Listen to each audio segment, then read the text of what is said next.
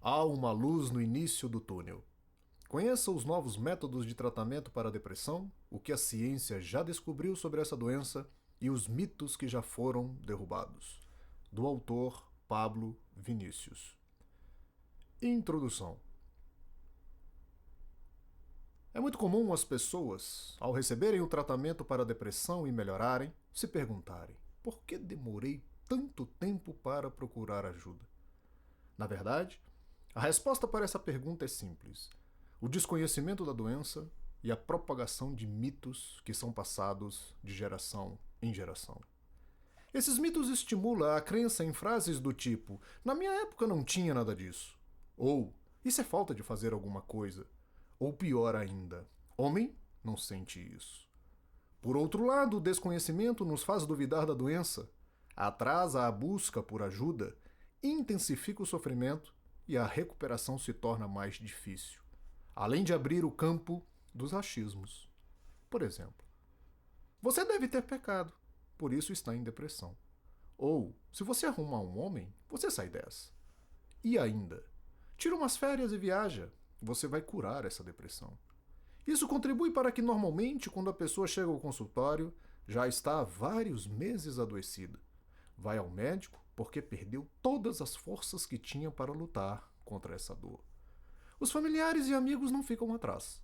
Maridos dizem: doutor, é só ela entrar na academia, sair de casa, viajar, que ela melhora. Ou pior, ela não quer melhorar, ela não reage, ela não luta contra isso. Como se a pessoa escolhesse estar deprimida e a qualquer momento escolhesse sorrir, passear e viajar. A depressão não é uma escolha, assim como o câncer não é uma escolha. Ou alguém escolhe ter um câncer? Por que não dizem essas frases para alguém que tem um câncer de fígado? Tira umas férias que você melhora. Ou é só ter força de vontade que você se cura. Sabem por que as pessoas não dizem isso? Porque já foram convencidas de que o câncer é uma doença, de que tem uma forma adequada de tratamento e podem se curar.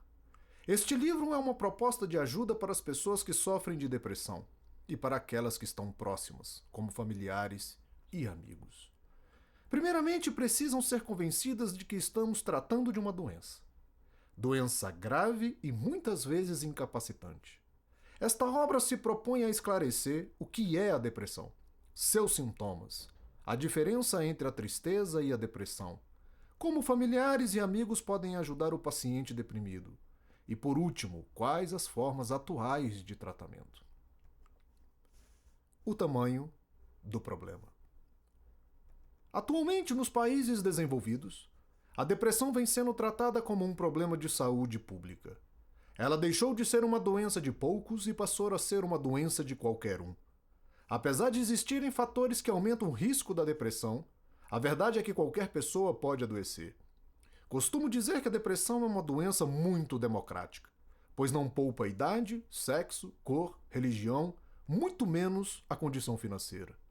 Na década de 90, a depressão foi estimada como a quarta causa específica de incapacitação no mundo. A previsão para o ano 2020 é a de que ela será a segunda causa em países desenvolvidos e a primeira em países em desenvolvimento. Quando comparada às principais condições médicas crônicas, a depressão só tem equivalência em incapacitação às doenças cardíacas graves. Estudos de prevalência em diferentes países mostram que a depressão é um transtorno mais frequente que imaginávamos. A prevalência anual da população em geral varia entre 3 a 11%. Em pacientes internados por qualquer doença física, a prevalência da depressão varia entre 22 a 33%. Já em populações específicas, como a de pacientes com infarto cardíaco recente, é de 33%, chegando a 47% nos pacientes com câncer. Aproximadamente 80% dos indivíduos que receberam tratamento para um episódio depressivo terão um segundo episódio ao longo de suas vidas, numa média de 4 episódios. A duração média de um episódio é de 20 semanas, e 12% dos pacientes têm um curso crônico, sem remissão dos sintomas. Portanto, Estamos falando de uma doença crônica e recorrente. Além disso, o impacto socioeconômico da doença é incalculável. Quantos dias de trabalho são perdidos em decorrência da doença? Quantos acidentes de trânsito são devidos à diminuição da tensão que ocorre na depressão? Quantos casamentos são desfeitos porque o paciente deprimido se torna extremamente desinteressante e apático? Estima-se que 30 mil a 35 mil suicídios ocorram por ano nos Estados Unidos em decorrência da depressão. É quase impossível dimensionarmos os impactos da depressão em uma sociedade. E com certeza, nenhum desses impactos é maior que o sofrimento que uma pessoa sente ao adoecer de depressão. Capítulo 1. O que é a depressão? Para entendermos a depressão, primeiro é preciso conhecer alguns conceitos básicos da psiquiatria. Didaticamente, dividimos a mente em várias funções. Por exemplo, o humor, o pensamento, a atenção, a memória, a vontade, entre outras.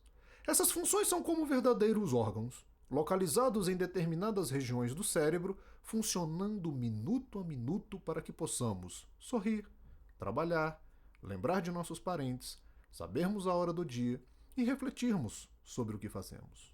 Portanto, se olharmos para essas funções como qualquer outro órgão do corpo humano, como o coração e o fígado, fica fácil entender como alguém adoece mentalmente. Assim como o fígado é passível de adoecer, o humor também é. Assim como a hepatite é uma doença do fígado, a depressão é uma doença do humor.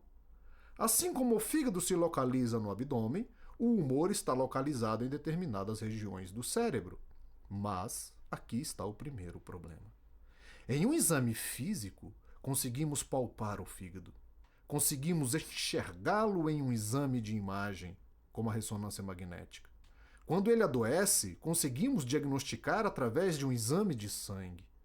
E o humor? Se eu não consigo palpar nem vê-lo, onde ele está? Como ele pode adoecer?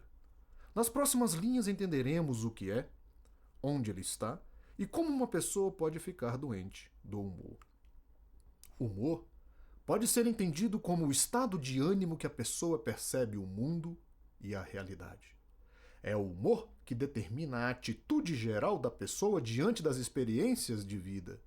É ele que faz com que percebamos as experiências de modo agradável ou sofrível, de forma indiferente ou entusiasmada, determinando sentimentos que oscilam entre dois polos, a tristeza e a alegria.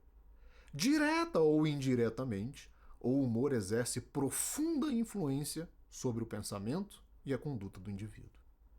A partir desse conceito, começamos a entender por que uma pessoa deprimida perde a vontade de viver, pensa em morrer, perde o prazer e o interesse pelas atividades que antes gostava.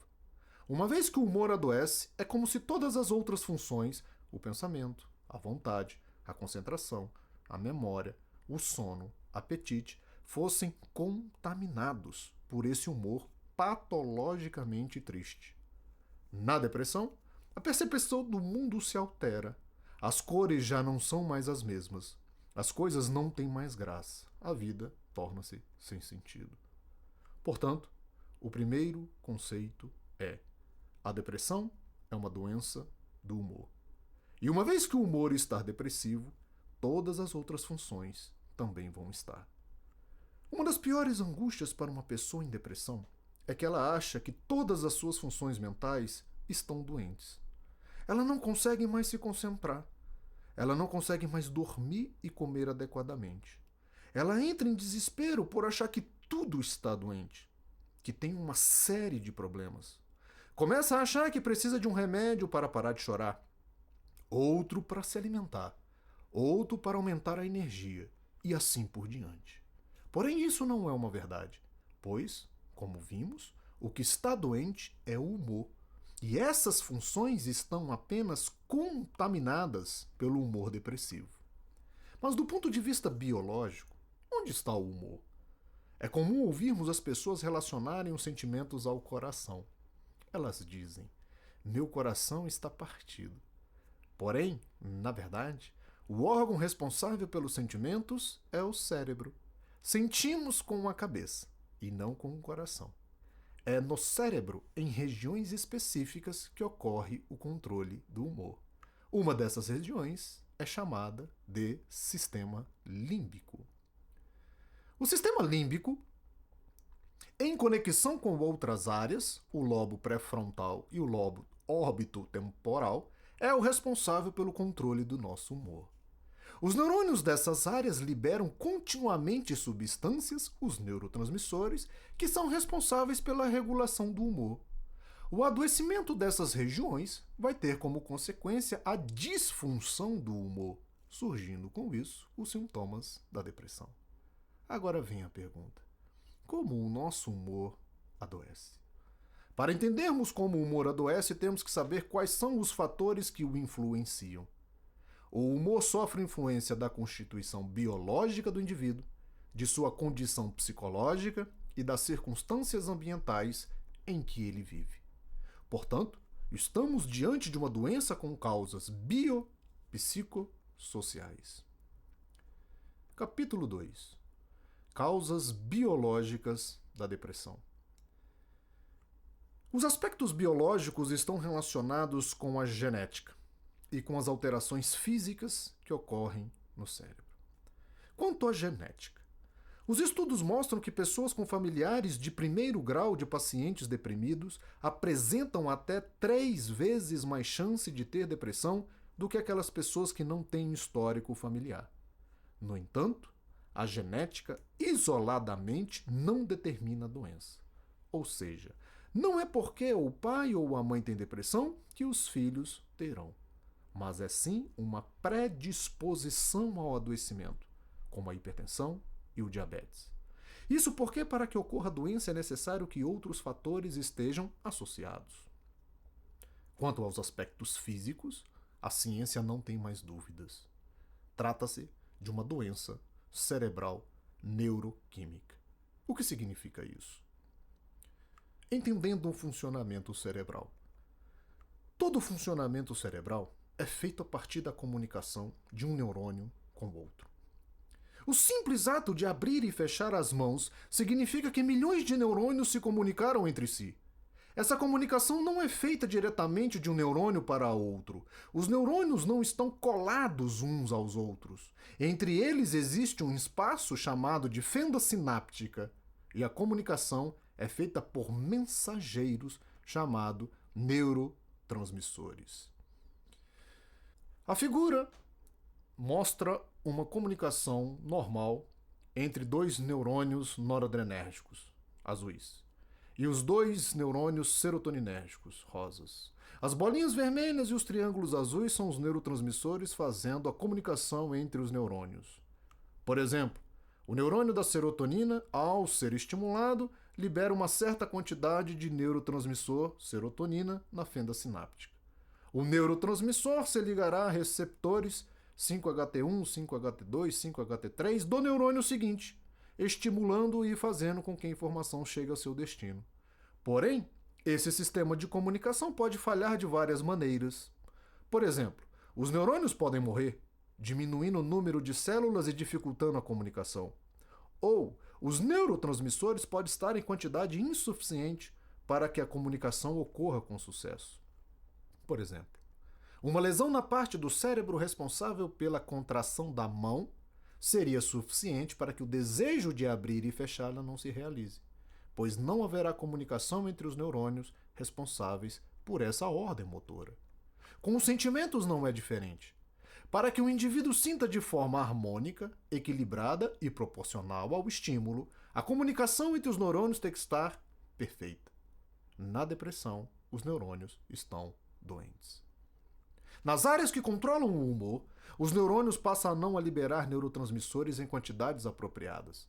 A diminuição da quantidade de neurotransmissores leva a uma série de outras alterações, como a diminuição dos impulsos nervosos e o aumento do número de receptores.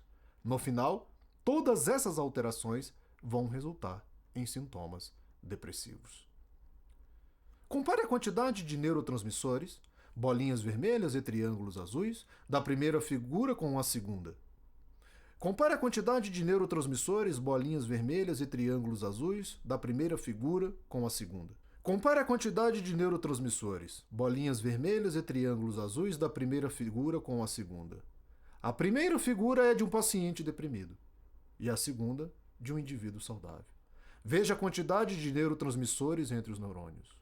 No paciente deprimido, a quantidade está bastante diminuída em relação ao indivíduo saudável. É essa diminuição que é responsável por parte dos sintomas. Os principais neurotransmissores envolvidos na depressão são a serotonina, a noradrenalina e a dopamina. Agora, já começamos a entender como uma pessoa começa a adoecer de depressão. Ela nasce com uma predisposição genética e em um determinado momento de sua vida, ela começa a apresentar uma alteração química no cérebro que se expressa em forma de sintomas. O que a pessoa sente. E os fatores psicológicos e ambientais? Esses fatores são denominados fatores desencadeantes e mantenedores da depressão. Isso significa dizer que existem fatores que contribuem para iniciar a doença, ou seja, iniciar a alteração química cerebral, e fatores que contribuem para manter essa alteração, fazendo com que a depressão se torne prolongada e de difícil tratamento. Os fatores desencadeantes e mantenedores podem, grosso modo, serem classificados em internos ou externos. Os fatores internos estão ligados à pessoa, como sua constituição biológica e psicológica. Por exemplo, um indivíduo com predisposição genética para a depressão e com dificuldades de lidar e aceitar frustrações tem uma possibilidade maior de ter depressão. Os fatores externos estão ligados a algumas circunstâncias de vida que podem levar a um risco elevado de depressão. Conheça os principais fatores internos e externos causadores de depressão. Fatores familiares: fim de uma relação sentimental, relações conflituosas, problemas conjugais, divórcio, luto. Separação da família, estar longe de casa.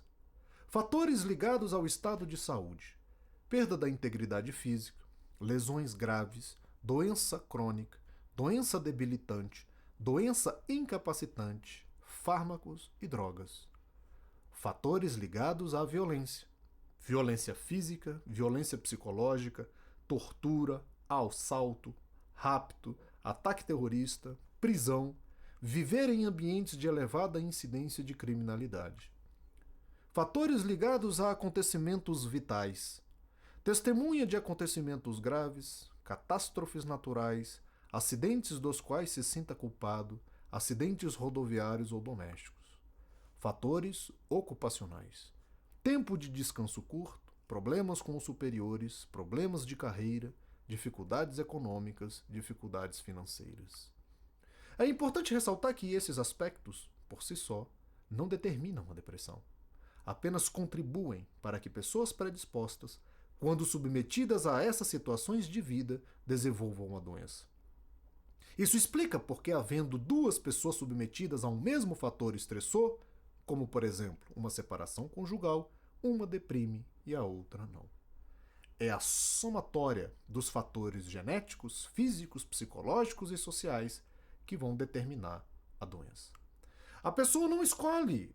É a somatória dos fatores genéticos, físicos, psicológicos e sociais que vai determinar a doença. A pessoa não escolhe entrar em depressão. Ela não quer a doença. Ela apenas desenvolve a depressão a partir da combinação desses fatores. Nesse momento, já temos o conhecimento para entendermos como uma pessoa adoece. Ela normalmente tem parentes com depressão, a predisposição genética. No decorrer da vida, ela desenvolve traços de personalidade que facilitam a evolução da doença, os fatores psicológicos, como, por exemplo, a dificuldade de superar as frustrações, o pessimismo, a insegurança. E quando submetidas a eventos desencadeantes, os fatores ambientais, a doença aparece. Por isso, falamos em doença biopsicossocial. Conheça a história de Maria das Dores. Maria das Dores, nome fictício, foi minha paciente por muitos anos. Ela chegou ao consultório em um final de tarde chuvoso em que eu já encerrava os trabalhos e me preparava para ir para casa. Pedi uma consulta de urgência. Ao entrar no consultório, notei uma senhora que aparentava 45 anos de idade, andando devagar, cabisbaixa e com cabelos despenteados, maltratados. Ao sentar-se na cadeira, disse: Doutor, não aguento mais. Me ajude. Então começou a contar sua história e logo observei que facilmente caíam lágrimas de seus olhos e que esses evitavam cruzar com os meus, como se estivesse sentindo vergonha por estar ali. Maria era uma mulher comum de 40 anos, casada, 2 filhos adolescentes, com jornada tripla, pois trabalhava fora e ainda tinha que ser mãe e esposa.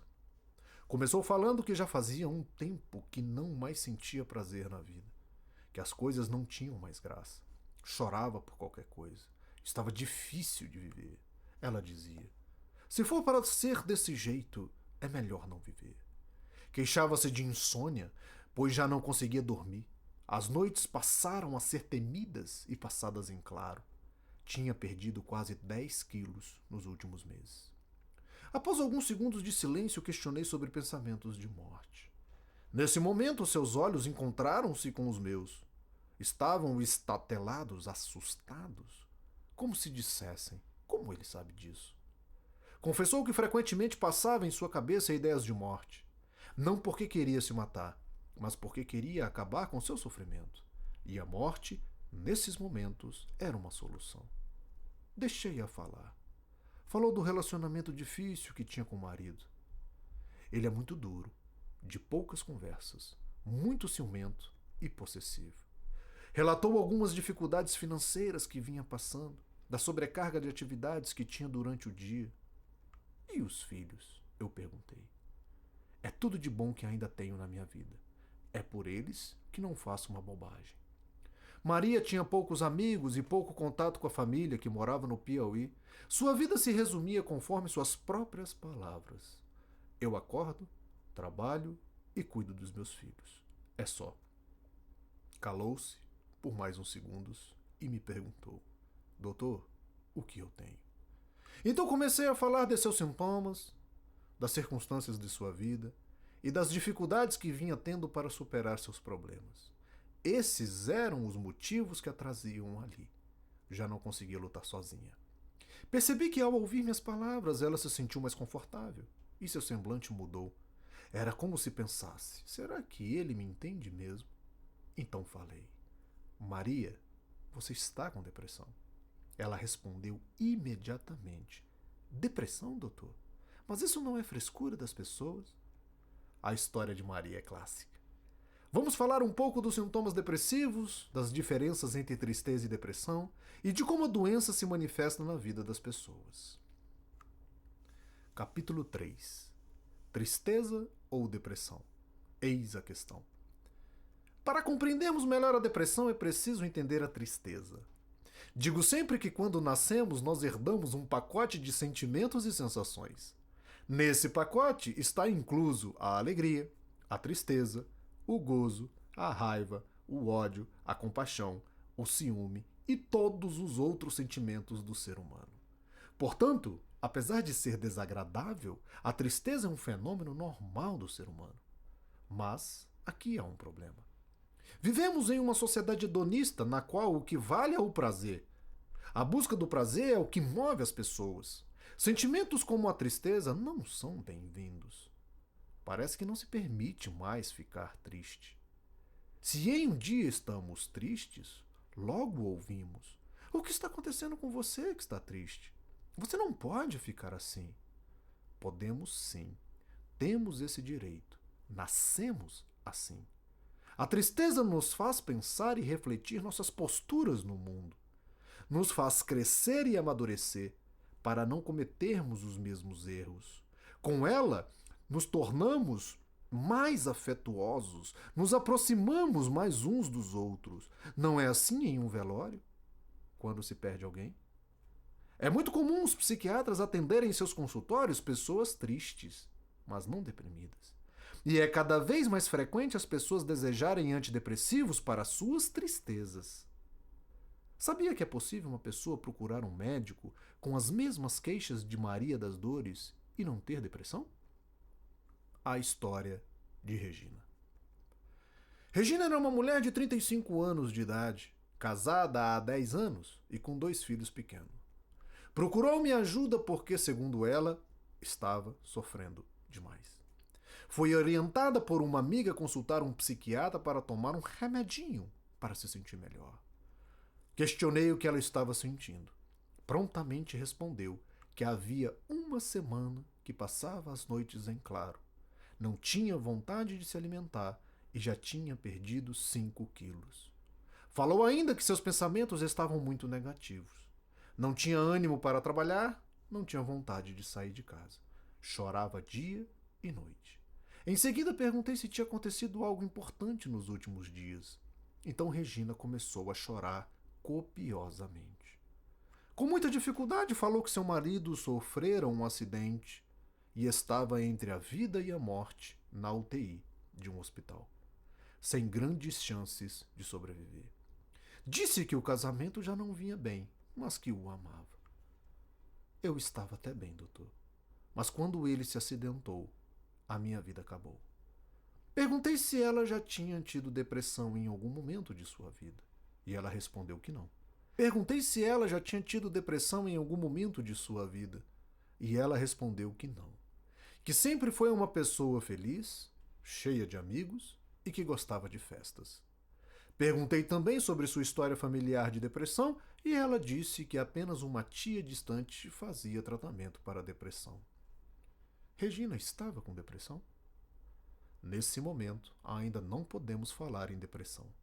Regina estava passando por um momento de perda, de extremo sofrimento, mas perfeitamente compatível com o que estava vivendo. Regina estava sentindo os sintomas de um luto normal, pois diante de uma possível perda afetiva é esperado que apresentemos sintomas de tristeza e sofrimento. Vamos aproveitar esta oportunidade para esclarecer um ponto muito importante: a questão do remedinho psiquiátrico. Sempre digo que não existe esse remedinho. O que existe é uma medicação para tratar uma doença. Portanto, a primeira coisa que temos que avaliar é se uma pessoa está doente ou não. E se estiver doente, qual é a doença? Porque é a partir destas informações é que o médico irá prescrever um tratamento. A medicação psiquiátrica, assim como outras medicações, é algo muito sério. Tem suas indicações, contraindicações, efeitos colaterais e necessita de um acompanhamento médico constante. Por outro lado, o que vamos fazer com Regina? Deixá-la sofrendo? Até que esse estado se torne uma depressão? Não. Dizer que uma pessoa não tem depressão não significa que ela não precise de cuidados. Regina precisa se cuidar para que ela possa superar esse momento sem adoecer. Regina precisará de uma psicoterapia de apoio para se refazer psicologicamente do trauma. Precisará de apoio familiar e social para não se sentir isolada. Nesse momento, hábitos de vida saudável, como exercícios físicos e uma dieta equilibrada, são importantes para manter a saúde física e mental. Os sintomas de Regina são bem parecidos com os de Maria. Então, como diferenciamos a tristeza da depressão? Basicamente, usamos 4 critérios para fazer a diferença: a intensidade, a duração e a frequência da tristeza. Por último, o comprometimento funcional que o sentimento está provocando na vida da pessoa. Diante de um evento difícil na vida, espera-se uma resposta adequada do sentimento em termos de intensidade, frequência e duração. Por exemplo, quando ocorre uma separação conjugal, é normal que as pessoas entrem numa tristeza mais profunda, passem a se sentir sozinhas, perdem o apetite e o sono, emagreçam e podem até pensar em morrer. Mas em um indivíduo sadio, esses sintomas vão melhorando com o tempo. Com o passar das semanas, eles vão ficando cada vez mais leves. O prazer e o interesse por outras atividades vão voltando ao normal. E essa pessoa supera a perda em alguns meses. Veja que os sintomas foram proporcionais. Seria um equívoco diagnosticar depressão e um erro muito maior seria tomar um antidepressivo. Essa pessoa apenas passou por um momento de perda em sua vida, sofreu, aprendeu, amadureceu e agora vive bem. E Maria das Dores? Ela não estaria apenas triste? Vamos analisar em termos dos critérios ditos anteriormente. Maria das Dores já estava há mais de 6 meses sentindo aqueles sintomas. E ao invés dos sintomas melhorarem com o tempo, estavam piorando, gerando um sofrimento cada vez maior. As causas do sofrimento não eram compatíveis com a intensidade da tristeza. Todas as áreas da vida de Maria já estavam comprometidas. Maria não conseguia mais fazer o serviço de casa e só desejava estar na cama. Os pensamentos de morte eram cada vez mais frequentes. Maria estava doente. Maria estava com depressão. Quais são os sintomas mais frequentes da depressão? Costumo dizer que não há um paciente deprimido igual ao outro. As pessoas adoecem individualmente, com suas características. Porém, há sintomas comuns entre as pessoas que a psiquiatria utiliza para diagnosticar a depressão. Estudos mostram que 97% dos pacientes deprimidos queixam-se de uma diminuição da energia, que resulta em dificuldade para terminar tarefas, comprometimento na escola e no trabalho, além da motivação diminuída para assumir novos projetos. Cerca de 80% queixam-se de problemas para dormir e quase 70% pensam em morrer. Portanto, pela alta frequência nos pacientes deprimidos, a diminuição da energia e da motivação, a alteração do sono e pensamentos de morte são alguns dos critérios que utilizamos para diagnosticar depressão. Conheça os sintomas mais frequentes da depressão, segundo a Classificação Internacional das Doenças, CID-10. 1.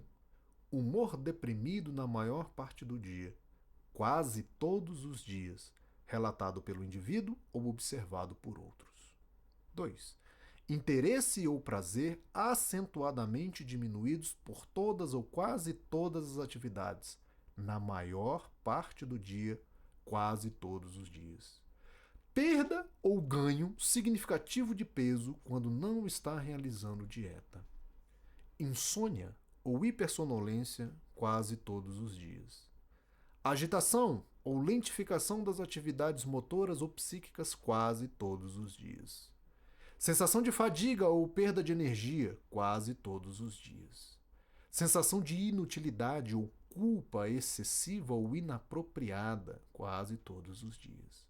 Capacidade diminuída para pensar ou concentrar-se quase todos os dias. Pensamentos recorrentes sobre morte, não apenas o medo de morrer. É importante ressaltar que o diagnóstico de depressão não é uma conta matemática. Não é simplesmente contarmos quantos sintomas a pessoa tem e falarmos que ela tem depressão. É preciso uma avaliação médica psiquiátrica adequada, considerando a história do paciente, os fatores desencadeantes e a investigação de outros sintomas, pois existe a possibilidade deste paciente estar com uma outra doença, como o hipotiroidismo, manifestando em forma de sintomas depressivos. Além disso, é importante que o médico identifique a gravidade da depressão, pois a depender da intensidade dos sintomas e dos prejuízos funcionais e pessoais do paciente, pode-se chegar à internação psiquiátrica se o paciente estiver em risco. Como a depressão se manifesta na vida da pessoa? A depressão é 3 vezes mais frequente nas mulheres. A idade média no início da doença é entre 20 e 50 anos. E recentemente está se observando um aumento da prevalência nos mais jovens. Hoje sabe-se que a depressão é uma doença crônica, como a hipertensão e o diabetes. O paciente, ao longo da vida, tem a possibilidade de apresentar vários episódios depressivos, que tendem a ser mais intensos e duradouros. Por isso, a importância de um diagnóstico precoce e tratamento correto.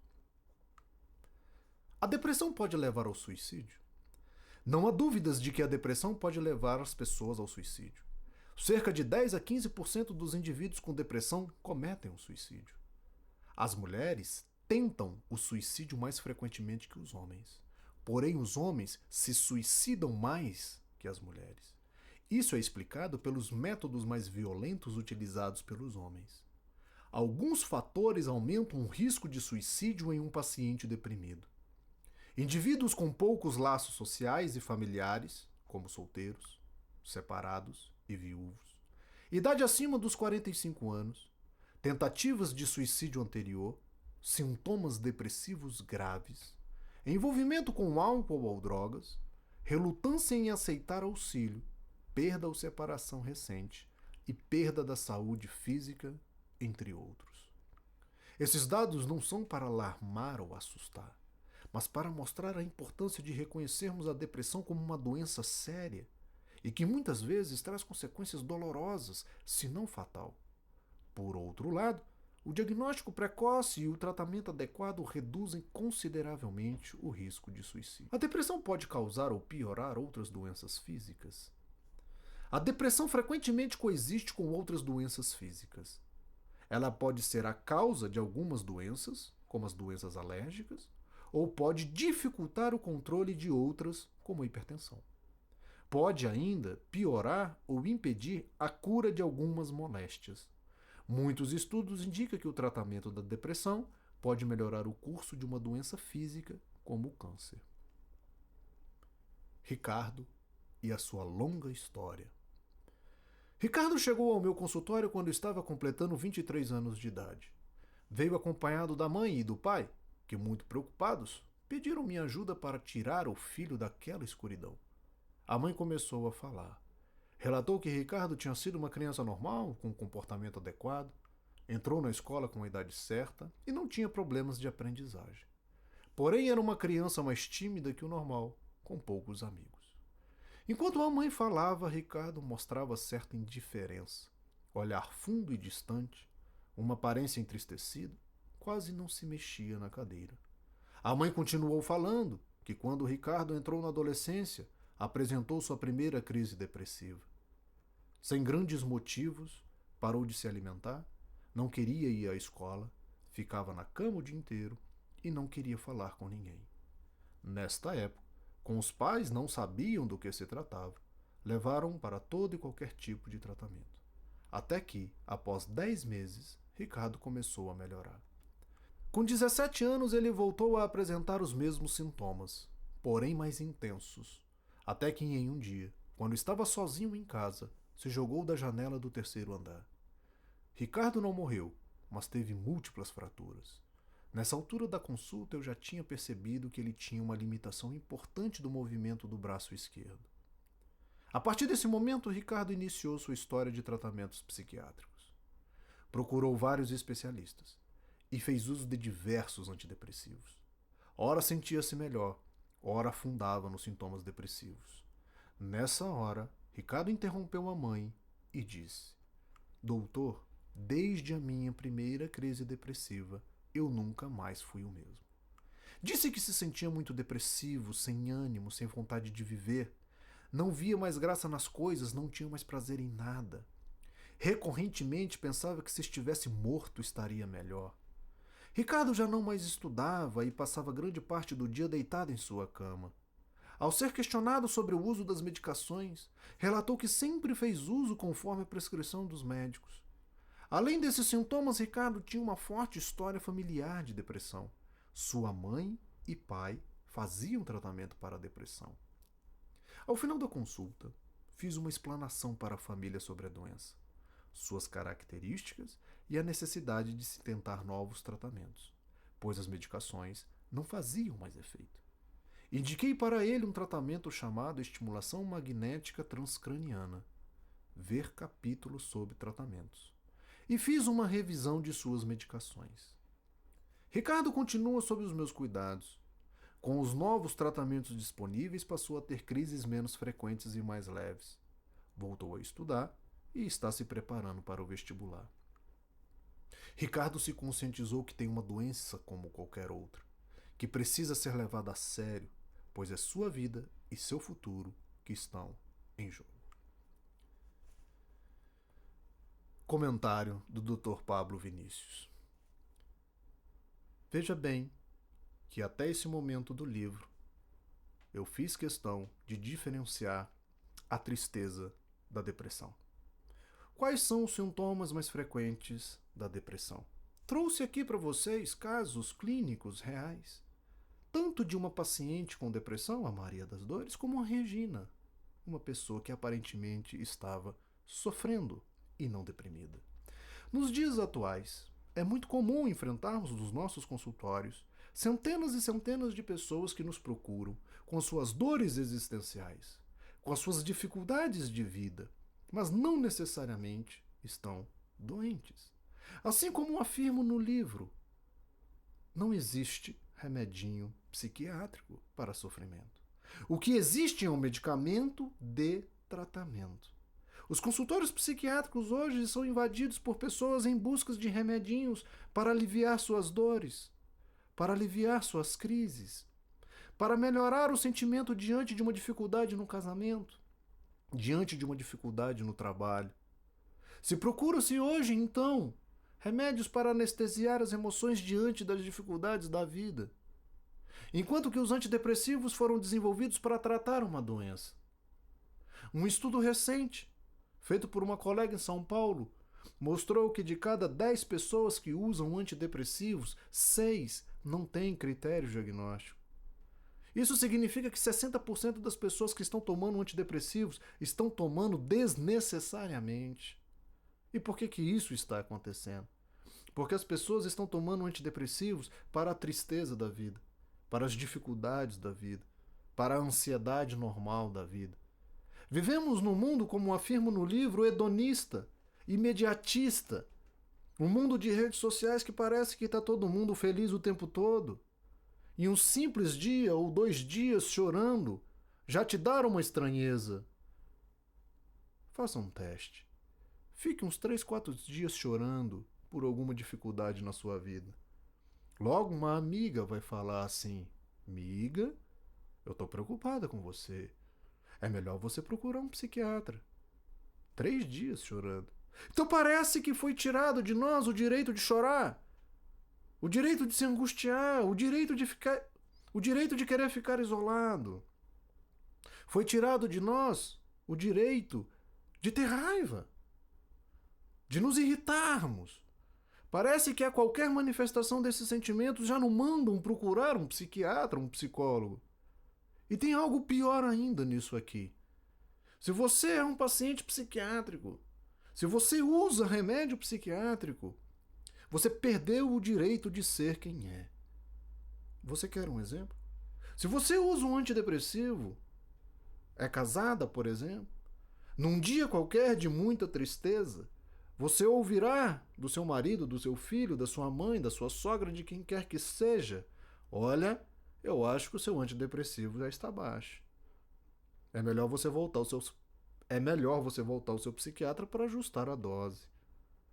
Se você toma um antidepressivo e tem uma crise de ansiedade, de raiva, se exalta, a primeira coisa que você vai ouvir é: "O seu remédio está baixo, parou de fazer efeito." O paciente psiquiátrico perde o direito de ser quem é.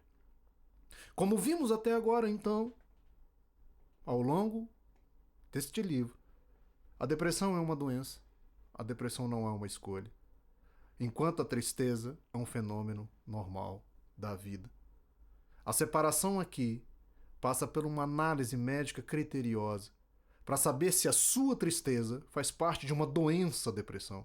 Por isso ensinei vocês aqui a entender a intensidade do que você sente, a frequência do que você sente, o comprometimento do que você sente. Portanto, a depressão, ela mora na desproporção entre o que você sente e o que você vive.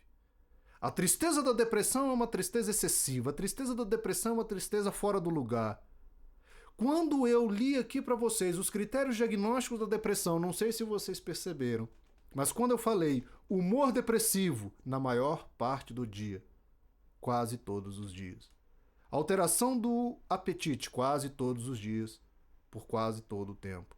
Então, todos os critérios diagnósticos para que seja depressão tem que ser quase todos os dias, por todo o tempo em que você vive. É isso que caracteriza a doença. Então, ficar triste um dia, ficar triste 2 dias por algum motivo, definitivamente não é depressão. Isso é o sofrimento normal. Capítulo 3. Tratamento da depressão. Entendendo as fases da depressão. Quando o médico diz que o tratamento da depressão durará cerca de 1 a 3 anos, ou que não pode diminuir a dose da medicação, não é um capricho, muito menos um achismo. Ele está baseado em dados científicos que sustentam essas decisões. Para entendermos as fases do tratamento da depressão, é necessário saber as fases da doença, ou seja, quando ela se inicia e progride ao longo do tempo. Vejamos a figura abaixo. Fases do tratamento do episódio depressivo. A pessoa entra em depressão quando o seu humor começa a rebaixar. No início, aparecem apenas alguns sintomas, como a diminuição da energia e do prazer. Com a evolução da doença, os sintomas vão ficando cada vez mais intensos. Aparecem outros, como alteração do sono, do apetite e pensamentos de morte. Esse momento é chamado de fase aguda, que pode durar de 6 a 12 semanas. O sofrimento está intenso. A pessoa não consegue mais fazer suas atividades, como trabalhar ou até mesmo sair de casa.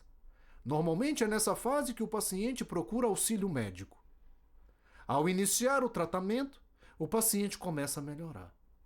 Quando ele atinge uma melhora de 50% na intensidade dos sintomas, dizemos que houve resposta ao tratamento. Porém, ele ainda está na fase aguda. Portanto, responder a um tratamento para a depressão não é curar os sintomas, mas sim diminuir a intensidade dos mesmos em 50%. Com a manutenção do tratamento, o paciente continua melhorando. E ao ser controlado todos os sintomas, falamos então que ele atingiu a remissão. Ou seja, não há mais sintomas. Muitos pensam que o tratamento acaba por aqui. Mas esse momento é o início de outra fase, a continuação. Nessa fase, consolida-se a melhora do paciente e previne-se a recaída dos sintomas. Se o tratamento for interrompido nesse momento, a chance de recaída, a volta dos sintomas, é superior a 50%. Após 4 a 9 meses de tratamento, da fase de continuação, entramos na fase de manutenção. Somente nesse momento é que falamos que o paciente está recuperado. O objetivo dessa fase é prevenir a recorrência, ou seja, um novo episódio depressivo. A duração da manutenção depende de vários fatores, sendo o mais importante o número de episódios depressivos que a pessoa já teve em sua vida. Por isso é que o médico pergunta ao paciente quantas vezes ele já esteve deprimido. Para aqueles que estão tendo pela primeira vez, a chance de apresentar um segundo episódio depressivo é de aproximadamente 50%. Quem está no segundo episódio, a chance de se ter um terceiro varia entre 50% a 90%. Quem já teve 3 ou mais, a chance de continuar a ter depressões é superior a 90%. Quando uma pessoa tem o primeiro episódio depressivo, seu cérebro sofre, seus neurônios se alteram e ficam mais vulneráveis a um segundo episódio depressivo. A cada depressão, as células nervosas ficam mais sensíveis ao estresse. Se para o primeiro episódio depressivo precisou de um forte fator estressor, como a perda de um familiar ou um acidente, a partir do terceiro, os neurônios entram em falência sem grandes motivos. Então, a duração da fase de manutenção varia de 1 ano para aqueles que apresentam pela primeira vez a doença, a tratamento contínuo para aqueles que já experimentaram vários episódios. Podemos concluir que a depressão é uma doença séria e que tem tendência de se cronificar. O tratamento precoce e correto é a única chance que o paciente pode ter para se livrar da doença. Resumo. Fase aguda. Objetivo: levar à remissão. Duração: de 6 a 12 semanas. Fase de continuação. Objetivo: levar à recuperação e prevenir a recaída. A duração: de 4 a 9 meses. Fase de manutenção: prevenir a recorrência.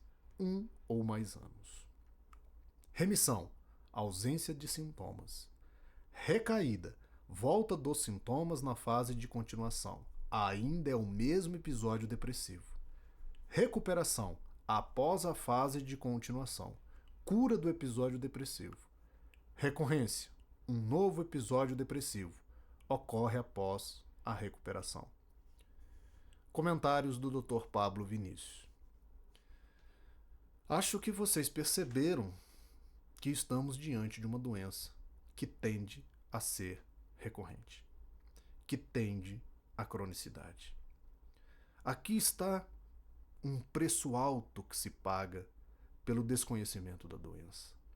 É muito comum no consultório as pessoas nos procurarem, iniciar os seus tratamentos, se sentirem melhor e abandonarem os seus tratamentos. Elas estão jogando contra si. Porque ao fazer isso, elas estão cronificando a própria doença em si mesmas. O abandono do tratamento é o principal fator de risco para que essa pessoa tenha o segundo episódio, o terceiro episódio e o quarto episódio. Quando um médico fala que o seu tratamento tem que durar 1 ano, não é porque ele ganha dinheiro da indústria farmacêutica, não é porque ele adora medicar, não é porque ele só sabe fazer isso na vida. Como vocês viram, tem uma ciência por trás dessa orientação médica. Uma vez que você teve o primeiro episódio depressivo, você tem 50% de chance de ter o segundo. Quando você tem um segundo episódio depressivo, você tem 70%, 80%, 90% de chance de ter o terceiro. Se você tem 3 ou mais episódios depressivos, significa que a doença cronificou. É aqui que a gente escolhe e define o tempo de tratamento.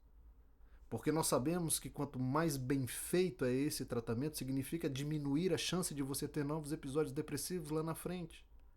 Então, quando um médico fala para você, ainda que você esteja bem e você não entende o porquê do uso do remédio, na verdade o médico naquele momento já não está mais preocupado com o seu presente, ele já está de olho no seu futuro.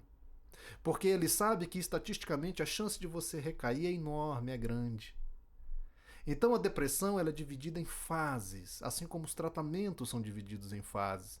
Você tem uma primeira fase aguda de intenso sofrimento, que é o momento ali dos sintomas presentes, que é onde o indivíduo nos procura. Quando é iniciado o tratamento ali, o grande objetivo é levar esta pessoa à recuperação plena, nós chamamos isso de remissão. Quando vocês voltam aos consultórios e falam, doutor, eu estou bem, eu voltei ao meu normal. E aqui é que está o grande equívoco de achar que o tratamento terminou. Ele terminou a primeira fase, que é da fase aguda. Aqui vai iniciar uma outra fase do tratamento, para prevenir recaídas e recorrências. E ela é tão importante quanto o tratamento da fase aguda. Como se trata a depressão? Como vimos anteriormente, a depressão não é uma escolha do indivíduo, muito menos uma falha em seu caráter. Não é uma fraqueza ou falta de fazer alguma coisa. A depressão é uma doença médica com alteração da química cerebral, comprovada cientificamente por inúmeros estudos e que pode trazer consequências devastadoras para a vida da pessoa e da sua família. Como a doença tem causas biológicas, psicológicas e sociais, o tratamento correto da depressão terá que abordar esses 3 aspectos. Do ponto de vista biológico, o tratamento mais utilizado no nosso meio é o tratamento com antidepressivos. Mas, o que um antidepressivo faz? Vamos observar as figuras.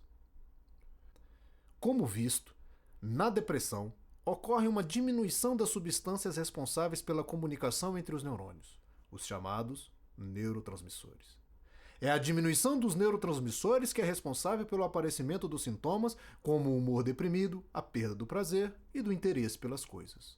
Agora, vamos ver o que acontece quando administramos um antidepressivo. Na primeira figura, temos uma pessoa em depressão, com diminuição dos neurotransmissores serotonina e noradrenalina. Essa pessoa deve estar se sentindo muito deprimida, com pouca energia e sem conseguir sentir prazer, com dificuldade de trabalhar e de fazer as coisas do dia a dia. Quando administramos um antidepressivo, segunda figura, observem o que acontece.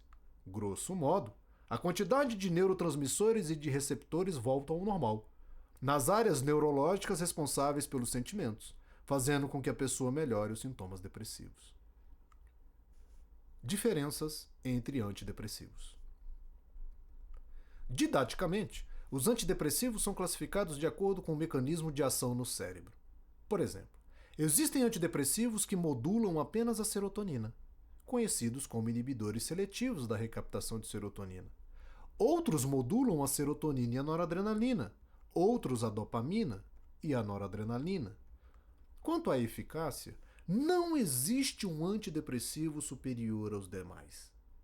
Todos são semelhantes quanto ao potencial de melhorar o paciente.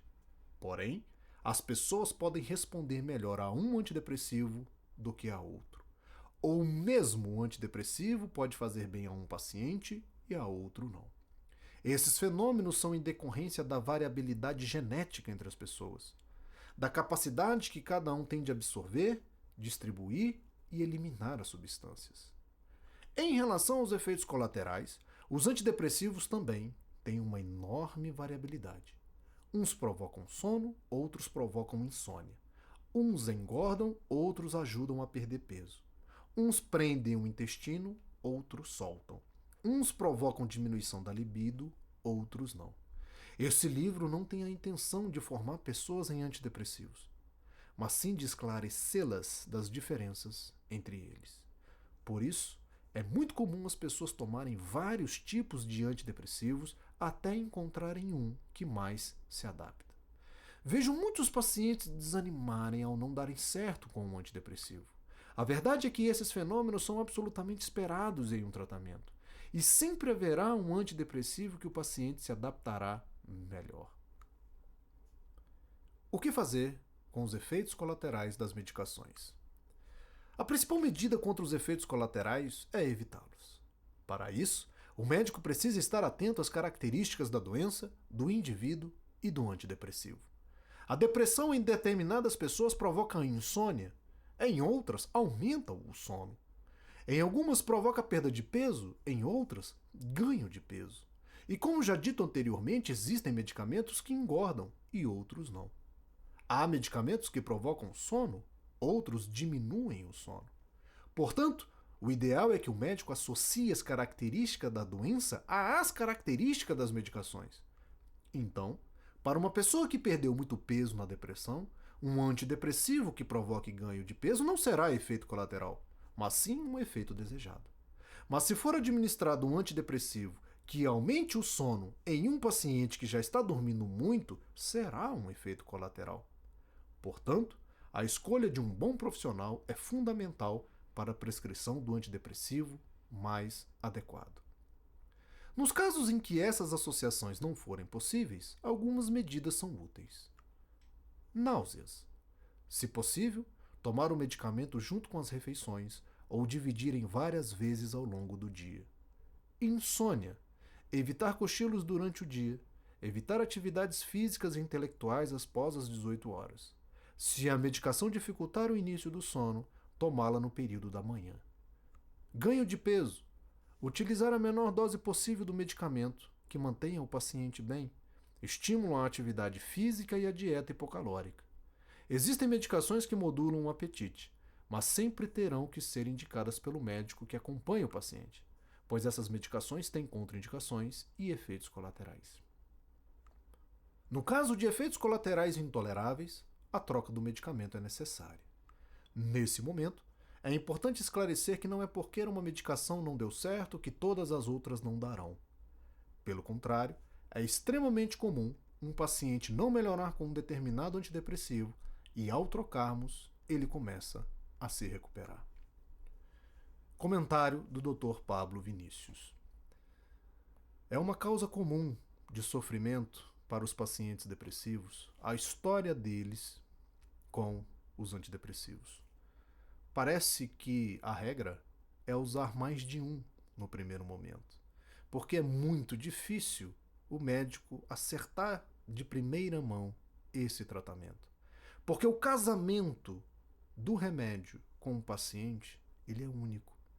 Então, o mesmo remédio em um paciente pode dar sono, o mesmo remédio em outro paciente pode tirar o sono. Mas a verdade também é que na primeira consulta, a partir de uma análise bem feita dos sintomas, podemos diminuir esse risco de dar errado. Portanto, eu não costumo trabalhar com o termo efeito colateral. Eu gosto de usar o efeito clínico normal de um remédio. Vou dar um exemplo para vocês. Um remédio que provoca ganho de peso é efeito colateral? Depende. Imagine um paciente que perdeu 10 quilos numa depressão. Não será interessante um remédio que aumente o peso? Agora, ele será efeito colateral se eu prescrever esse remédio para um paciente que ganhou 10 quilos na depressão. Esse paciente provavelmente não retornará no retorno, abandonará o tratamento e terá dificuldade de seguir o seu tratamento porque ele terá um trauma com um remédio psiquiátrico. Um remédio que tira o sono é efeito colateral? Depende. Se o paciente tem muita sonolência, esse efeito passa a ser um efeito desejável. Agora, se eu dou esse mesmo remédio para alguém que está com insônia, provavelmente ele vai ter dificuldade até de procurar outro médico para tratar, de tão traumatizado que ele vai ficar com essa experiência.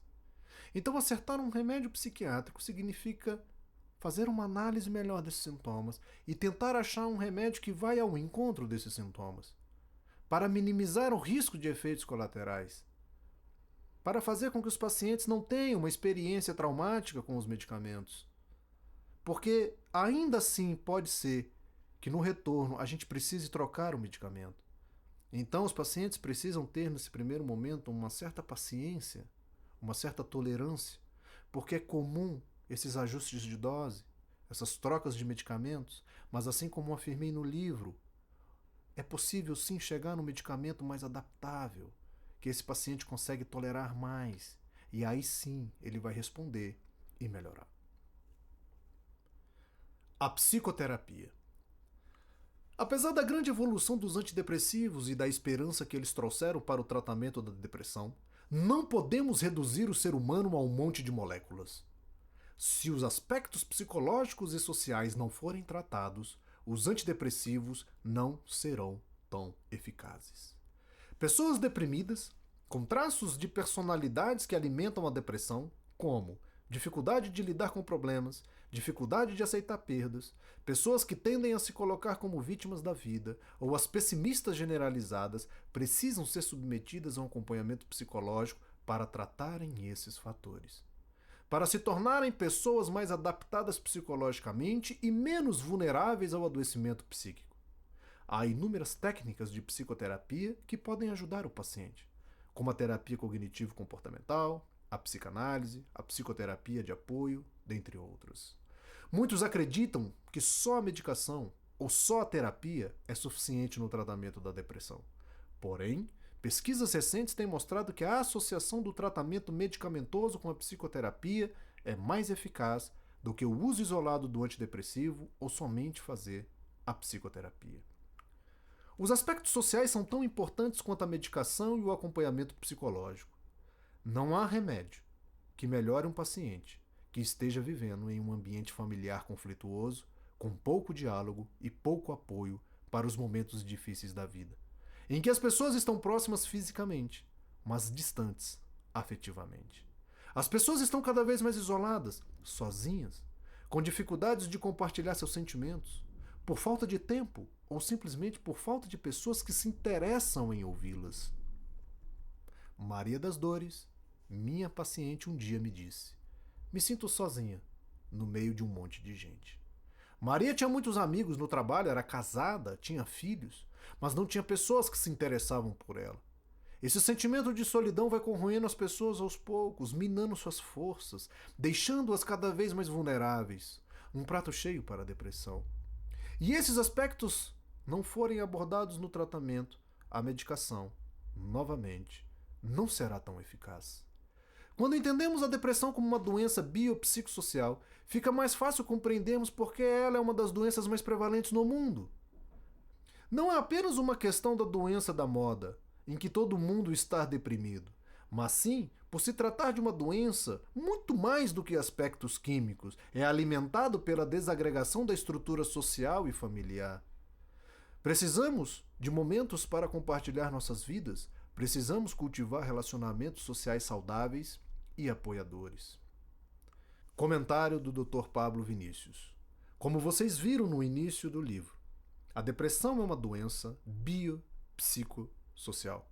É uma soma de vetores. onde cada indivíduo que tem um diagnóstico dessa doença tem uma composição específica. Alguns pacientes terão predomínio do fator genético, do fator biológico. Outros terão predomínio do fator psicológico, dos traumas vividos, das dificuldades da sua vida. E outros terão predomínio do componente social, do que ele está vivendo, como ele está vivendo. Mas uma coisa posso garantir para vocês: a grande maioria dos pacientes hoje deprimidos que procuram a psiquiatria, em razão de conflitos nos seus ambientes. Então hoje, o fator ambiental é o fator predominante no adoecimento psíquico. E aqui eu estou falando das relações de trabalho, das relações pessoais. Aqui eu estou falando das crises financeiras, do desemprego. Aqui eu estou falando do medo da sociedade que nós estamos inseridos, da violência. Então hoje eu não tenho dúvida que o fator social é o fator mais importante no adoecimento das pessoas. Nesse sentido, os antidepressivos têm um fator muito limitante na recuperação das pessoas. Costumo dizer que um antidepressivo não faz com que o casamento fique bem. Não faz com que o marido ou a mulher trate bem o seu esposo ou sua esposa. Tomar um antidepressivo não significa que o chefe vai ficar bonzinho. Tomar um antidepressivo não significa que a sua crise financeira vai passar. Obviamente que uma vez que você está doente, você precisa do antidepressivo. Mas ele está longe de ser a cura da sua vida na medida em que o fator causador da sua doença é social. Por isso a necessidade da psicoterapia, para fazer com que as pessoas se fortaleçam psicologicamente, enfrentem os seus dilemas, se adaptem melhor às suas vidas. Aí estará, sim, a recuperação das pessoas. Acupuntura. A acupuntura é um dos componentes da medicina tradicional chinesa. Foi reconhecida como especialidade médica no Brasil em 1995. Entre os efeitos clínicos da acupuntura destacam-se o analgésico, o relaxante muscular, sedativo e hipnótico, antidepressivo, anti-inflamatório, promotor da imunidade, estimulante da reparação e cicatrização teciduais, entre outros. Nas últimas décadas, a ciência ocidental vem produzindo muitos estudos sobre o efeito da acupuntura na depressão. Estudos neurológicos de imagem mostraram um aumento da atividade cerebral em algumas regiões que pode estar relacionada à depressão. Alguns estudos apontam uma eficácia semelhante aos antidepressivos. Porém, como em todos os outros tratamentos, algumas pessoas não vão responder bem ao tratamento com acupuntura, necessitando de outros métodos de tratamento para a depressão. Exercícios físicos. Estudos recentes sugerem que a atividade física pode ser considerada eficaz, tanto na prevenção quanto no tratamento da depressão, principalmente nos idosos. Os benefícios propiciados pela atividade física são inúmeros. Dentre eles destacam-se melhora no condicionamento físico, diminuição da perda de massa óssea e muscular, aumento da força, coordenação e equilíbrio, redução da incapacidade funcional, diminuição da intensidade dos pensamentos negativos e das doenças físicas, e promoção da melhoria do bem-estar. Atividade física como prevenção de depressão. A relação de causa e efeito entre depressão e atividade física continua sem consenso. Será que é a falta de atividades físicas que causa depressão? Ou é a própria depressão que, ao longo do tempo, vai diminuindo a vontade do indivíduo de praticar exercícios físicos? Lampinen, 2002, após 8 anos de pesquisas, com 663 participantes, com 65 anos ou mais, encontraram que a atividade física pode prevenir a manifestação de sintomas depressivos e manter a autoestima em idosos. Van Gogh e colaboradores, em 2003, ao analisar 1.920 idosos ao longo de 6 anos, verificaram que aqueles que se tornaram depressivos tendiam mais ao sedentarismo do que aqueles sem depressão. Portanto, nos idosos, independentemente de causa e efeito, o estudo indicou uma associação entre depressão e atividade física. Em um estudo prospectivo, Pinto Pereira, 2014, concluiu que a relação entre atividade física e sintomas depressivos tem 2 direções. Assim, fazer exercícios pode amenizar os sintomas depressivos nas pessoas e, por outro lado, a ocorrência desses sintomas, principalmente em jovens adultos, funcionaria como uma barreira para a prática da atividade física. Qual a prescrição ideal de atividades físicas na depressão? O Colégio Americano de Medicina Desportiva preconiza atividade aeróbica de intensidade de 40 a 60% da frequência cardíaca de reserva, com duração de 20 minutos por 3 vezes por semana. Os artigos de revisão concluem que atividades como caminhada e corrida são os tratamentos mais utilizados para níveis graves de depressão. Tendo em vista que a maioria dos pacientes depressivos é sedentária, preconiza-se a frequência de 2 a 4 vezes por semana de atividades físicas. É necessária a realização de reavaliações funcionais no período entre 10 e 12 semanas de treino, para adequar a intensidade do exercício às melhoras do condicionamento físico. Comentário do Dr. Pablo Vinícius. Hoje não há dúvida, do ponto de vista científico, do papel fundamental da atividade física, tanto na prevenção quanto no tratamento das doenças mentais. E aqui nós estamos falando da depressão. Inúmeros estudos têm sido publicados recentemente comparando atividade física com antidepressivos. Recentemente foi publicado um estudo mostrando que a atividade física tem a mesma resposta antidepressiva do que a sertralina no tratamento de idosos cardiopatas. Estudos mostram que a atividade física, tanto na prevenção quanto no tratamento, é uma ferramenta poderosa para os pacientes.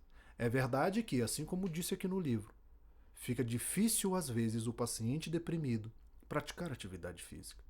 É até uma covardia falar para essa pessoa que ela tem que se levantar e ir para a academia, quando a gente sabe que a depressão é uma doença que tira a energia das pessoas do ponto de vista cerebral. Neste momento, o melhor a se fazer é tratar a paciente, para que ela vá se recuperando. E à medida que ela vai melhorando, que a energia vai voltando, ela passa a entrar na atividade física. A estimulação magnética transcraniana, o mais novo tratamento para a depressão. Apesar de toda a evolução que ocorreu no tratamento da depressão, ainda nos deparamos com pacientes que não se beneficiam das descobertas e dos novos tratamentos, porque não respondem às inúmeras opções disponíveis. A estimulação magnética transcraniana, o mais novo tratamento para a depressão. Apesar de toda a evolução que ocorreu no tratamento da depressão, ainda nos deparamos com pacientes que não se beneficiam das descobertas e dos novos tratamentos, porque não respondem às inúmeras opções disponíveis. São chamados pacientes resistentes ao tratamento. Pessoas que recebem o diagnóstico de depressão, iniciam o tratamento de forma correta, experimentam várias medicações, mas não melhoram. Cerca de 30% dos pacientes deprimidos vão se encaixar nesse perfil. Isso é muito alto, se considerarmos que a depressão tem uma prevalência em torno de 10% na população. As principais pesquisas no mundo estão focadas nesse grupo de pacientes, e foi nesse contexto que surgiu a estimulação magnética transcraniana, EMT. Como funciona a estimulação magnética transcraniana? A estimulação magnética transcraniana tem base em 2 conhecimentos: o funcionamento cerebral e o eletromagnetismo. O funcionamento cerebral. Nós já vimos que todo o funcionamento cerebral depende da comunicação entre os neurônios, que é feita através dos neurotransmissores. Porém, nem sempre foi assim. Antigamente acreditava-se que os neurônios se comunicavam diretamente, como os fios elétricos.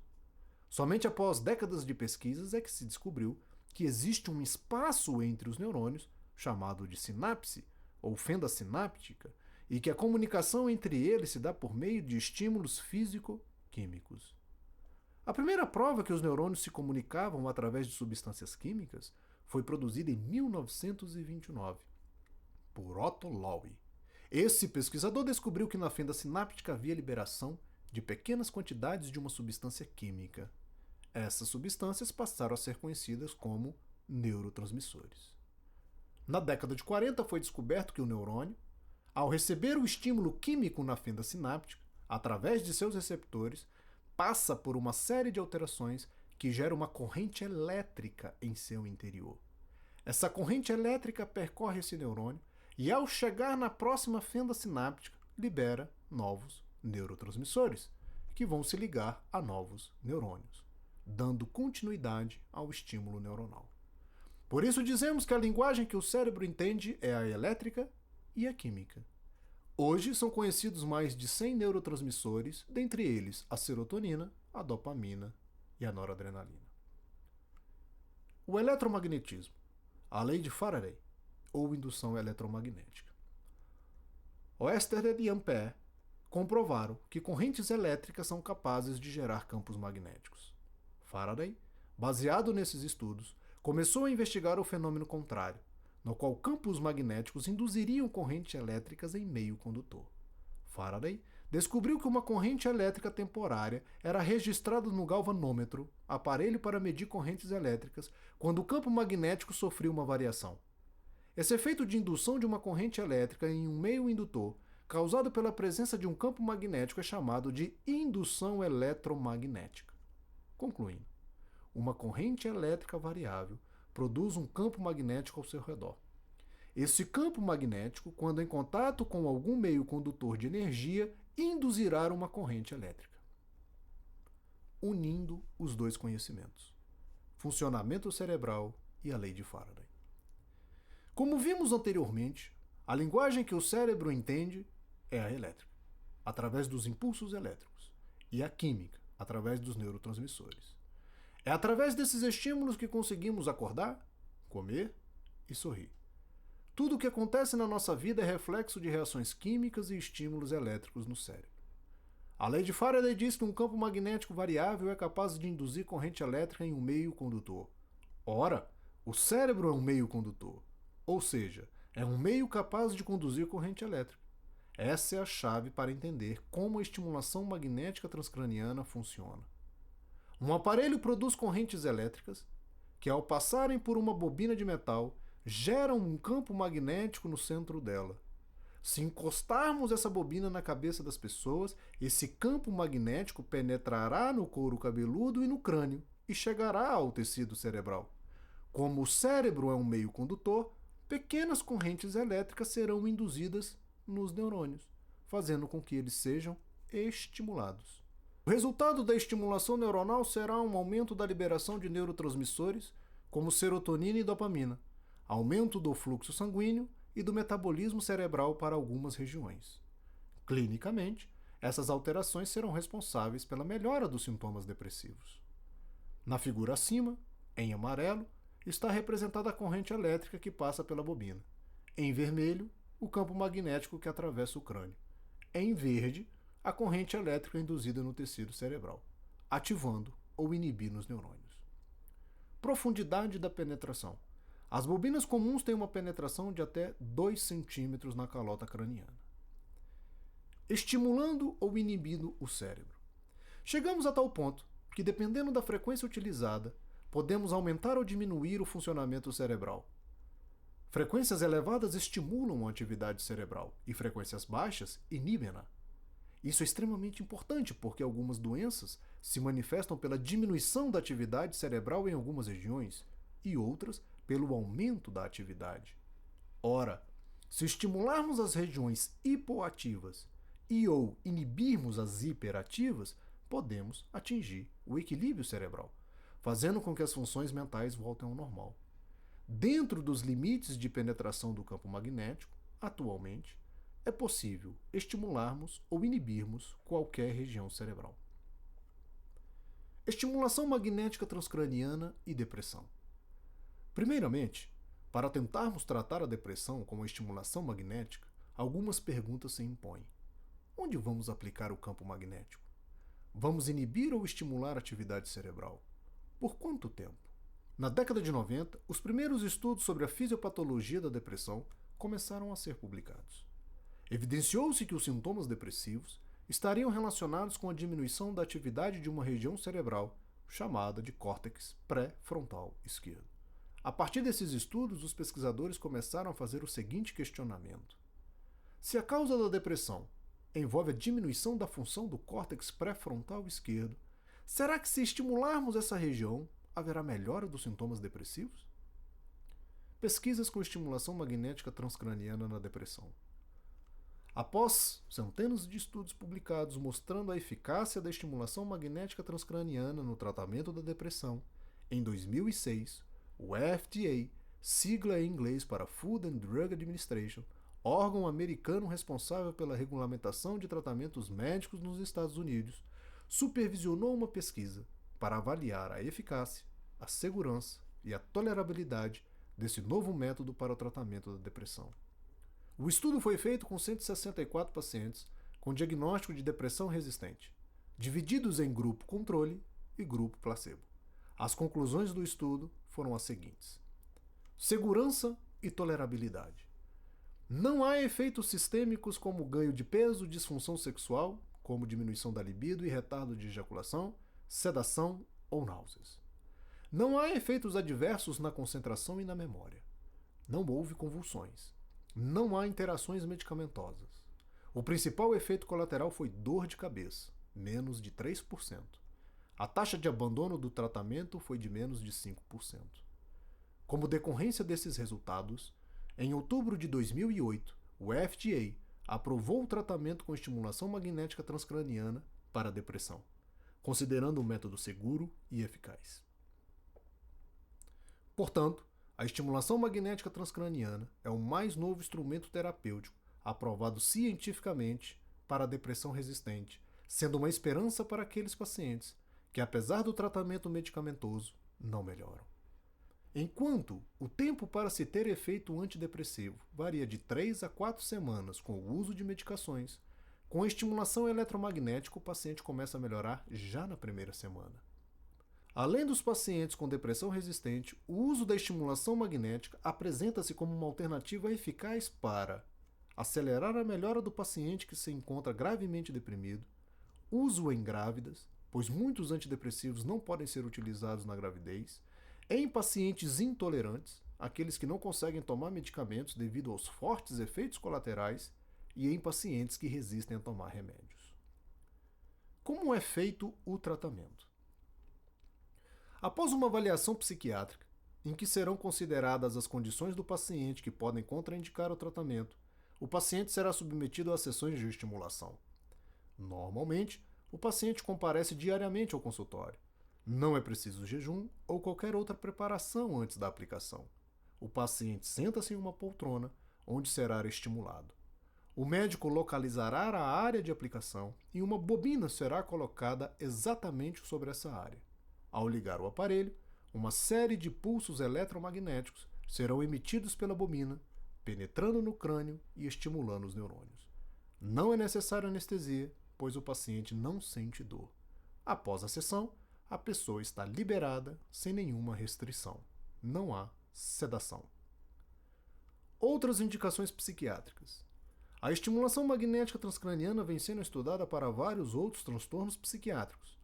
Destacam-se os estudos no transtorno obsessivo-compulsivo, no tratamento da síndrome de Tourette, no transtorno de pânico, no transtorno de estresse pós-traumático e esquizofrenia. Comentários do Dr. Pablo Vinícius. Como vocês viram, 30% dos pacientes que desenvolvem a depressão vão se encaixar num quadro que a gente considera resistente aos tratamentos habituais. São pessoas que passam por inúmeros tratamentos, por inúmeros antidepressivos e não melhoram. Esses pacientes são alvo de muitos estudos na ciência psiquiátrica, tanto para a gente entender o porquê que eles não respondem, como para desenvolver novos métodos de tratamento. As pesquisas que mostram o porquê que essas pessoas não respondem, temos hoje várias respostas. Derrubando mitos. Não vou ao psiquiatra porque ainda não estou louco. O primeiro mito que temos que derrubar é o preconceito. A psiquiatria não é só para os loucos. Se entendermos a loucura como um comprometimento da razão e do pensamento, muitas doenças psíquicas não afetam essas funções. Pelo contrário, na maioria das vezes o paciente deprimido está com a razão perfeita, mas com um sofrimento intenso. Ele resiste em procurar ajuda por se achar normal, mas o que ele não entende é que quando seu humor está alterado, ele já não está mais normal. Como mostrado nesse livro, a depressão é uma doença, assim como qualquer outra, que precisa de tratamento médico especializado. Ir ao psiquiatra não é um atestado de loucura, mas sim um lugar em que o paciente vai ser ouvido, suas queixas vão ser levadas em consideração e será feita uma avaliação de todas as suas funções mentais, que inclui o humor, a atenção, a memória, o pensamento, a vontade, o afeto, a concentração, dentre outros. Se tiver alguma alteração, será feito o diagnóstico e proposto um tratamento, como ocorre em qualquer outra especialidade médica. Mito: remédio psiquiátrico é forte demais. Costumo dizer que toda medicação é boa, se usada de forma correta e supervisionada pelo médico. Uma medicação psiquiátrica, apesar de ser considerada um psicotrópico, por agir no sistema nervoso central, não é mais forte que um antibiótico ou que um remédio para hipertensão. Quando prescrevemos uma medicação, sabemos o que ela vai fazer no organismo, quanto tempo dura seus efeitos e como ela vai ser eliminada. Os efeitos colaterais não são sinônimos de remédio forte, pois a tolerância ao remédio está mais relacionada ao indivíduo, suas características genéticas, do que com a medicação em si. Na maioria das vezes, o paciente pode tomar as medicações e ter uma vida absolutamente normal. Concluo dizendo que não há remédio forte ou fraco. O que há é o remédio necessário para controlar a doença. Mito: não vou ao psiquiatra porque não quero ficar dependente desses remédios. Primeiramente, temos que entender o que é o fenômeno da dependência química. Estamos dependentes de uma substância quando precisamos tomar doses cada vez maiores, porque a dose inicial não faz mais efeito, tolerância. Ao interromper abruptamente o uso do medicamento ou diminuir o seu consumo, aparecem sintomas de abstinência, tremores, mal-estar, náuseas, sudorese, por exemplo, que levam o indivíduo a usar continuadamente a substância. Temos dificuldade em controlar o consumo dessa substância. Mesmo sabendo do malefício do uso, não conseguimos parar de utilizar. Apesar de existirem outros sintomas que caracterizam a dependência, esses são suficientes para derrubarmos o mito. As medicações psiquiátricas são classificadas de acordo com seu mecanismo de ação.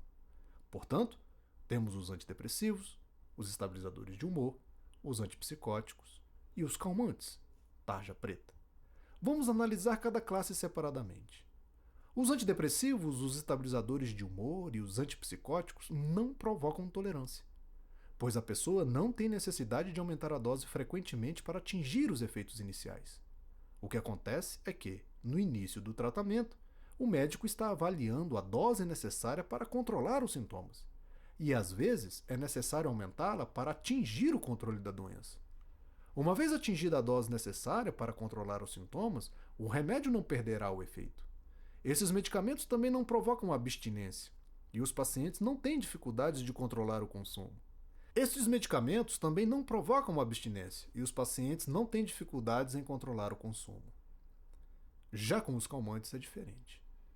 Eles provocam os fenômenos da tolerância e da abstinência. Por isso, é muito comum as pessoas necessitarem de doses cada vez maiores para dormirem ou se acalmarem com esses remédios. Esses medicamentos são popularmente conhecidos como tarja preta, por serem de alto risco de dependência. Concluindo, tanto os antidepressivos como os calmantes precisam ser prescritos por médicos especializados e necessitam de acompanhamento regular. Os antidepressivos não causam dependência. Os calmantes têm alto risco de provocar dependência. Por esse motivo, esses últimos merecem ainda mais atenção a fim de prevenir a dependência. Os calmantes, quando bem utilizados, são excelentes medicamentos no controle de alguns sintomas. Mito: os remédios psiquiátricos deixam as pessoas sonolentas. Nem sempre.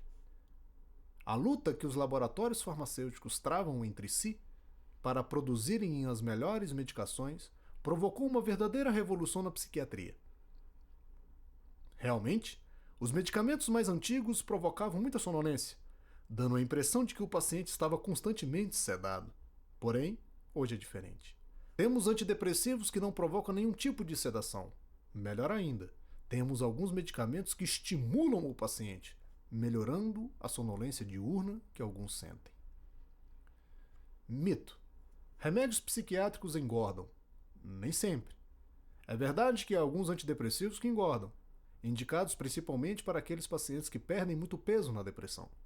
Porém, atualmente, Existem várias classes de antidepressivos que não engordam ou mesmo com pouquíssimos efeitos colaterais. É possível tomar um antidepressivo sem que ele interfira no peso do paciente ou até mesmo um remédio que o ajude a emagrecer. Veja mais sobre os efeitos colaterais das medicações no capítulo Como se trata a depressão. Mito.